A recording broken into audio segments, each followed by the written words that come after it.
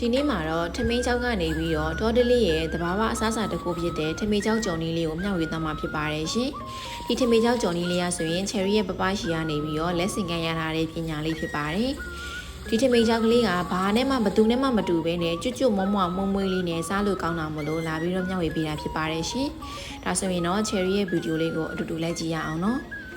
ထမင်းကြောင်လေးတွေဖြစ်ဖို့အတွက်ကတော့ပိုနေတဲ့ထမင်းချမ်းကိုသဘောထဲမှာဖြန့်ကျက်ပြီးတော့နေကို2ရက်လောက်ပြပေးရမှာဖြစ်ပါတယ်ရှင်။နေ2ရက်လောက်ပြပေးရရင်တော့အခုလိုမျိုး6ကလောက်နေတဲ့ထမင်းကြောင်လေးတွေရလာမှာဖြစ်ပါတယ်။ဒီထမင်းကြောင်လေးတွေကိုကျွတ်ကျွတ်မွမွလေးဖြစ်ဖို့အတွက်ကတော့စီရအသက်ပါပဲရှင်။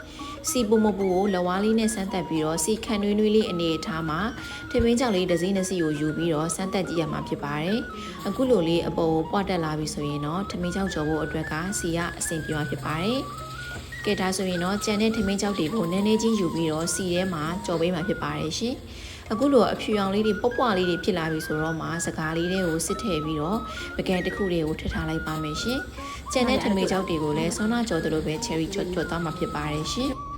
ထမင်းကြောင်လေးတွေကအပေါ်ကိုပွတ်တက်မလာပဲနဲ့အောက်မှာအနေထိုင်နေမယ်ဆိုရင်တော့အဲ့ဒီစီကအရန်ပူလုံးနေတာအေးလုံးနေတာဖြစ်ပါတယ်။စီခန့်နှွေးနှွေးလေးဖြစ်မှသာလည်းရင်ထမင်းလေးတွေကအပေါ်ကိုပွတ်တက်ပြီးတော့မွမွလေးနဲ့စားတဲ့အခါမှာအရန်စားလို့ကောင်းမှာဖြစ်ပါတယ်ရှင်။ကဲအရသာထည့်ဖို့အတွက်ကတော့ဒီထမင်းကြောက်ကြော်လေးတွေပူပူလေးမှထည့်ရမှာဖြစ်ပါတယ်။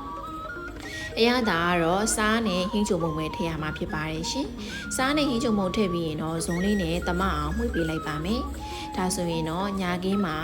လူကြီးမိဘတွေနဲ့အတူတူရင်သွေးချမ်းလေးနဲ့တောက်ပြီးတော့စားမယ်ဆိုရင်လည်းအရင်စားလို့ကောင်းပါတယ်။ကဲအတန်လေးကတော့ကြားတဲ့အတိုင်းပါပဲရှင်။မွမွရွရွလေးနဲ့အရန်ကိုစားလို့ကောင်းပါတယ်။ထမင်းချမ်းနေအလေးလေးမဖြစ်အောင်အခုလိုမျိုးလေးကြော်စားကြည့်ကြပါရှင်။